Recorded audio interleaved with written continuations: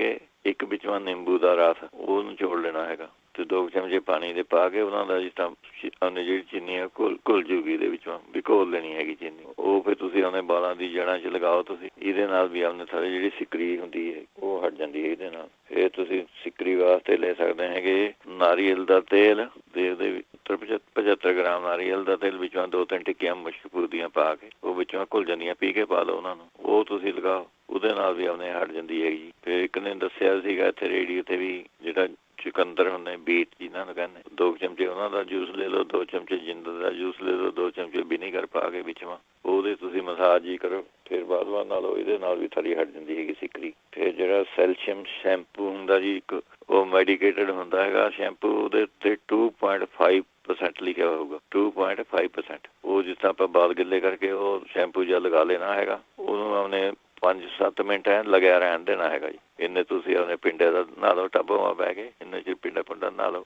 ਇੰਨੇ। ਉਹਦੇ ਬਾਅਦ ਫਿਰ ਅਖੀਰ ਤੁਸੀਂ ਉਹਦੇ ਨਾਲ ਸਿਰ ਨਹਾ ਲੈਣਾ ਹੈਗਾ ਵੀ 5-7 ਮਿੰਟ ਲੱਗਿਆ ਵਾ ਰਹਿਣਾ ਚਾਹੀਦਾ ਹੈਗਾ। ਇਹਦੇ ਨਾਲ ਵੀ ਆਪਣੇ ਸਿਕਰੀ ਹੋਵੇ, ਸਿਰ ਦੇ ਵਿੱਚੋਂ ਖਾਜ ਹੁੰਦੀ ਹੋਵੇ, ਫੁੰਸੀਆਂ ਫਾਂਸੀਆਂ ਹੋਵੇ ਸਿਰ 'ਚ, ਇਹਦੇ ਨਾਲ ਆਪਣੇ ਠੀਕ ਹੋ ਜਾਂਦਾ ਜੀ। ਨਹੀਂ ਤਾਂ ਫਿਰ ਸਿਕਰੀ ਵਾਸਤੇ ਜਿਹੜੇ ਰੀਠੇ ਹੁੰਦੇ ਰੀਠੇ ਉਹਨਾਂ ਦੇ ਛਿੱਲਕ ਲਾ ਕੇ ਥੋੜ੍ਹਾ ਜਿਹਾ ਉਹਨੂੰ ਕੁੱਟ ਲਓ। ਉਹ ਪਾਣੀ ਵਿੱਚ ਭਿਓ ਕੇ ਰੱਖ ਦਿਓ। ਉਹ ਫਿਰ ਉਹਨੂੰ ਥੋੜ੍ਹਾ ਜਿਹਾ ਮਸਲ ਕੇ ਆਪਣੇ ਉਹ ਸ਼ੈਂਪੂ ਜੇ ਮਗਰੇ ਬਣ ਜਾਂਦਾ ਉਹ ਤੁਸੀਂ ਲਗਾਓ। ਉਹ ਤੁਸੀਂ 10-15 ਮਿੰਟ ਰੱਖ ਕੇ ਉਹ ਨਹਾ ਲਓ ਉਹਦੇ ਨਾਲ ਵੀ ਠੀਕ ਹੋ ਜਾਂਦਾ ਸਿਕਰੀ। ਨਹੀਂ ਤਾਂ ਨਾਰੀਅਲ ਦੇ ਤੇਲ ਦੇ ਵਿੱਚੋਂ ਨਿੰਬੂ ਨਿਚੋੜ ਕੇ ਉਹ ਲਗਾ ਲਓ ਉਹਦੇ ਨਾਲ ਵੀ ਸਿਕਰੀ ਹਟ ਜਾਂਦੀ ਹੈ। ਫਿਰ ਗਲੈਸਰੀਨ ਵੀ ਤੁਸੀਂ ਯੂਜ਼ ਕਰ ਸਕਦੇ ਹੋ ਸਿਕਰੀ ਵਾਸਤੇ। 50 ਗ੍ਰਾਮ ਤੁਸੀਂ ਗਲੈਸਰੀਨ ਲੈ ਲਓ, 50 ਗ੍ਰਾਮ ਵਿੱਚੋਂ ਪਾਣੀ ਪਾ ਲਓ ਉਹਦੇ ਉਹ ਮਿਕਸ ਕਰਕੇ ਰੱਖ ਲਓ ਇੱਕ ਸ਼ੈਂਪੂ ਜੇ ਵਾਂਗੂ ਬਣ ਜੂਗਾ। ਬਸ ਉਹ ਤੁਸੀਂ ਆਪਣੇ ਹੱਥਾਂ ਪਾ ਕੇ ਉਹਦੀ ਮਸਾਜ ਹੀ ਕਰਕੇ 10-15 ਮਿੰਟ ਬਾਅਦ ਨਹਾ ਲਓ ਜੀ। ਇਹ ਵੀ ਸਕਰੀਨ ਹਟਾ ਦੂ। ਅੱਗੇ ਅਥਰਾਈਟਸ ਵਾਸਤੇ ਪੁੱਛਦੇ ਸੀਗੇ ਪਿਛਲੇ ਹਫ਼ਤੇ ਉਹ ਆਪਣੇ ਕਿਸੇ ਉਹਨੇ ਜਿੱਥੇ ਮਰਜੀ ਥਾਲੇ ਦਰਦ ਹੈਗਾ ਤੁੰਮਾ ਮਿਲ ਜਾਂਦਾ ਜੀ ਇੱਥੇ ਸੁੱਕਾ ਤੁੰਮਾ ਪਾਊਡਰ ਮਿਲ ਜਾਂਦਾ ਹੈਗਾ ਉਹ ਲੈ ਲਓ 50 ਗ੍ਰਾਮ। ਕਾਲੀ ਮਿਰਚਾਂ 50 ਗ੍ਰਾਮ, ਸੁੰਡ 50 ਗ੍ਰਾਮ। ਇਹ ਤਿੰਨੇ ਚੀਜ਼ਾਂ ਲੈ ਕੇ ਤੁਸੀਂ ਆਪਣੇ ਸ਼ੀਸ਼ੀ ਵਿੱਚ ਪਾ ਕੇ ਰੱਖ ਲਓ। ਇਹਦੇ ਤੁਸੀਂ ਆਪਣੇ ਚਮਚੇ ਦਾ ਸਮਝ ਲਓ ਜੇ ਇੱਕ ਵਾਰੀ ਲੈਣਾ ਤਾਂ ਉਹਨੇ ਅੱਧਾ ਚਮਚਾ ਬਹੁਤ ਹੈ ਇਹਦਾ। ਅੱਧਾ ਚਮਚਾ ਤੁਸੀਂ ਲੈ ਲਿਆ ਕਰੋ। ਦੁੱਧ ਨਾਲ ਉਹਨੇ ਲੈ ਲਿਆ, ਚਾਹ ਨਾਲ ਲੈ ਲਿਆ, ਵਧੀਆ ਚੀਜ਼ ਰਹੂਗੀ। ਅੱਛਾ ਫਿਰ ਕੁਆਰ ਦਾ ਗੁੱਦਾ 2 ਇੰਚ ਦਾ ਟੁਕੜਾ ਲੈ ਕੇ ਘੀ ਵਾ ਭੁੰਨ ਕੇ ਉਹ ਤੁਸੀਂ ਸਵੇਰ ਸ਼ਾਮ ਖਾਣ ਲਾ ਜਾਓ। ਇਹ ਵਧੀਆ ਚੀਜ਼ ਹੈਗੀ। ਜੇ ਵਿੱਚੋਂ ਹਲਦੀ ਪਾਣੀ ਹੈਗੀ ਤਾਂ ਹੋਰ ਵੀ ਗੁੱਡ ਰਹੂਗਾ ਤੁਹਾਨੂੰ। ਕੁਆਰ ਦੇ ਗੁੱਦੇ 'ਚ ਜੇ ਗਰਮ ਕਰਦੇ ਥੋੜ੍ਹੀ ਹਲਦੀ ਪਾ ਕੇ ਵਿੱਚ ਉਹ ਵੀ ਖਾ ਲਓ। ਫਿਰ ਸੁੰਡ ਮਗਾਂ ਕਾਲੀ ਮਿਰਚਾਂ ਇਹ ਖਾਂਸੀ ਵਾਸਤੇ ਵੀ ਹੈਗੀ ਵਧੀਆ ਚੀਜ਼। ਤੇ ਜਿਨ੍ਹਾਂ ਦੇ ਅਥਰਾਈਟਸ ਹੈਗਾ ਇਹ ਵੀ ਵਧੀਆ ਚੀਜ਼ ਹੈ। ਤਿੰਨੇ ਚੀਜ਼ਾਂ ਬਰਾਬਰ ਲੈਣੀਆਂ ਹੈਗੀਆਂ। ਇੱਕ ਚਮਚਾ ਤੁਸੀਂ ਕੋਸੇ ਪਾਣੀ ਨਾਲ ਲੈਣਾ ਹੈਗਾ। ਫਿਰ ਤੁਸੀਂ ਯੋਗਰਾਜ ਗੂਗਲ ਦੀਆਂ ਗੋਲੀਆਂ ਵੀ ਤੁਸੀਂ ਲੈ ਸਕਦੇ ਹੈਗੇ। 2 ਗੋਲੀਆਂ ਸਵੇਰ ਨੂੰ ਲੈ ਲਓ, 2 ਸ਼ਾਮ ਨੂੰ। ਇਹ ਵੀ ਵਧੀਆ ਰਹਿੰਦੀਆਂ ਹੈਗੀਆਂ ਜੀ। ਸਾਰੀ ਆਮ ਸਟੋਰਾਂ 'ਚ ਮਿਲ ਜਾਂਦੀਆਂ ਪਈਆਂ। ਅੱਛਾ ਫਿਰ ਅਥਰਾਈਟਸ ਵਾਸਤੇ ਅਸ਼ਵਗੰਧਾ ਵਧੀਆ ਚੀਜ਼ ਰਹਿੰਦੀ ਹੈਗੀ। 1 ਚਮਚਾ ਇਹਦਾ ਤੇ 1 ਚਮਚਾ ਤੁਸੀਂ ਦੇਸੀ ਘੀ ਮਿਕਸ ਜਿਹਾ ਕਰਕੇ ਕੋਸੇ ਜਿਹੇ ਦੁੱਧ ਨਾਲ ਜਾਂ ਚਾਹ ਨਾਲ ਤੁਸੀਂ ਆਪਣੇ ਲੈ ਲਿਆ। ਅਥਰਾਈਟਸ ਵਾਸਤੇ ਤੁਸੀਂ ਲੈ ਸਕਦੇ ਹੈਗੇ ਕਲੌਂਜੀ, ਮੇਥੀ, ਅਜਵੈਨ। ਇਹ ਤਿੰਨੇ ਚੀਜ਼ਾਂ ਬਰਾਬਰ ਲੈਣੀਆਂ ਹੈਗੀਆਂ।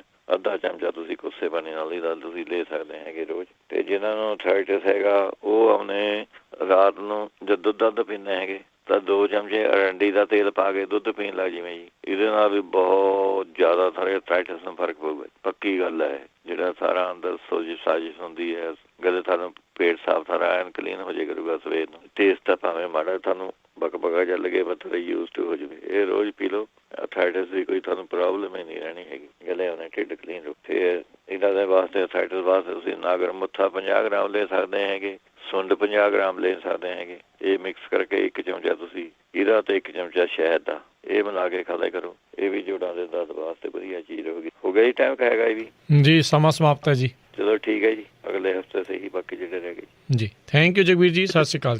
ਨਾਰੀਅਲ ਦਾ ਤੇਲ ਦੇ 75 ਗ੍ਰਾਮ ਨਾਰੀਅਲ ਦਾ ਤੇਲ ਵਿੱਚੋਂ 2-3 ਟਿੱਕੀਆਂ ਮਸ਼ਹੂਰ ਦੀਆਂ ਪਾ ਕੇ ਉਹ ਵਿੱਚੋਂ ਘੁਲ ਜਾਂਦੀਆਂ ਪੀ ਕੇ ਪਾ ਲਓ ਉਹਨਾਂ ਨੂੰ। ਉਹ ਤੁਸੀਂ ਲਗਾਓ ਉਹਦੇ ਨਾਲ ਵੀ ਆਪਣੇ ਹਟ ਜਾਂਦੀ ਹੈਗੀ। ਫਿਰ ਇੱਕ ਨੇ ਦੱਸਿਆ ਸੀਗਾ ਇੱਥੇ ਰੇਡੀਓ ਤੇ ਵੀ ਜਿਹੜਾ ਚੁਕੰਦਰ ਹੁੰਦੇ ਬੀਟ ਜਿਹਨਾਂ ਨੂੰ ਕਹਿੰਦੇ 2 ਚਮਚੇ ਉਹਨਾਂ ਦਾ ਜੂਸ ਲੈ ਲਓ, 2 ਚਮਚੇ ਜਿੰਦਰ ਦਾ ਜੂਸ ਲੈ ਲਓ, 2 ਚਮਚੇ ਵਿਨੀਗਰ ਪਾ ਕੇ ਵਿੱਚੋਂ ਉਹਦੇ ਤੁਸੀਂ ਮਸਾਜ ਹੀ ਕਰੋ। ਫਿਰ ਬਾਅਦ ਨਾਲ ਇਹਦੇ ਨਾਲ ਵੀ ਥਰੀ ਹਟ ਜਾਂਦੀ ਹੈਗੀ ਸਿਕਰੀ। ਫਿਰ ਜਿਹੜਾ ਸੈਲਸ਼ੀਅਮ ਸ਼ੈਂਪੂ ਹੁੰਦਾ ਜੀ ਇੱਕ ਉਹ ਮੈਡੀਕੇਟਡ ਹੁੰਦਾ ਹੈਗਾ ਸ਼ੈਂਪੂ। ਉਹਦੇ ਉੱਤੇ 2.5% ਲਿਖਿਆ ਹੋਊਗਾ 2.5%। ਉਹ ਜਿਸ ਤਰ੍ਹਾਂ ਆਪਾਂ ਬਾਲ ਗਿੱਲੇ ਕਰਕੇ ਉਹ ਸ਼ੈਂਪੂ ਜਿਹਾ ਲਗਾ ਲੈਣਾ ਹੈਗਾ। ਉਹਨੂੰ ਆਪਣੇ 5-7 ਮਿੰਟ ਲੱਗਿਆ ਰਹਿਣ ਦੇਣਾ ਹੈਗਾ ਜੀ। ਇੰਨੇ ਤੁਸੀਂ ਆਪਣੇ ਪਿੰਡੇ ਦਾ ਨਹਾ ਲਓ ਟੱਬੋਂ ਬਹਿ ਕੇ ਇੰਨੇ 'ਚ ਪਿੰਡਾ ਨਹਾ ਲਓ ਇੰਨੇ। ਉਹਦੇ ਬਾਅਦ ਫਿਰ ਅਖੀਰ ਤੁਸੀਂ ਉਹਦੇ ਨਾਲ ਸਿਰ ਨਹਾ ਲੈਣਾ ਹੈਗਾ ਵੀ 5-7 ਮਿੰਟ ਲੱਗਿਆ ਵਾ ਰਹਿਣਾ ਚਾਹੀਦਾ ਹੈਗਾ।